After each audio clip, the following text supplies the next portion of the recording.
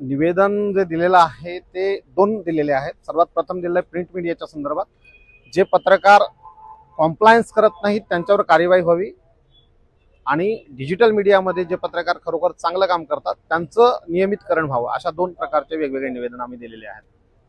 काय मागणी आहे निवेदनामध्ये? आमची मागणी एकदम कॉमन आहे की जे पत्रकार वर्षानुवर्ष फक्त कागदावर पेपर चालवतात, त्यांचा पेपर कुठल्या प्रेसमध्ये प्रकाशित होत नाही, तो कधी प्रिंट होत नाही, तो फक्त कागदोपत्री प्रिंट होतो, अशा पत्रकारांचं एकदा परत मूल्यमापन करून त्यांना एक संधी द्यावी आणि त्यांनी जर नियमितकरण ते करत असतील नवीन कायद्यानुसार तर त्यांना ते एक संधी देऊन त्यांना नियमितकरण करावं, अथवा त्यांचं जे काही जे लाभ आहेत जे त्यांनी घेतलेले आहे वर्षानुवर्ष ते लाभ घेत आहेत त्या लाभामध्ये कुठेतरी आता त्या गव्हर्नमेंटने ते खंडित करायला पाहिजे, नवीन पत्रकारांना संधी द्यायला पाहिजे। त्या ठिकाणी डिजिटल मीडिया संदर्भात काय आहे?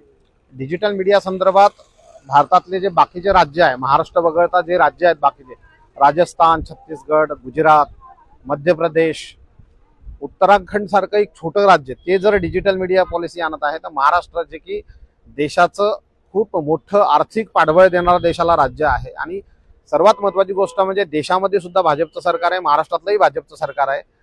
तर अशा वेळेला जर त्या गव्हर्नमेंटच्याच पॉलिसी जर राज्य सरकार राबवत नसेल तर ते खरोखर गंभीर आहे। पत्रकारांच्या बाबतीत सरकार गंभीरने असल्याचा अर्थ होतो।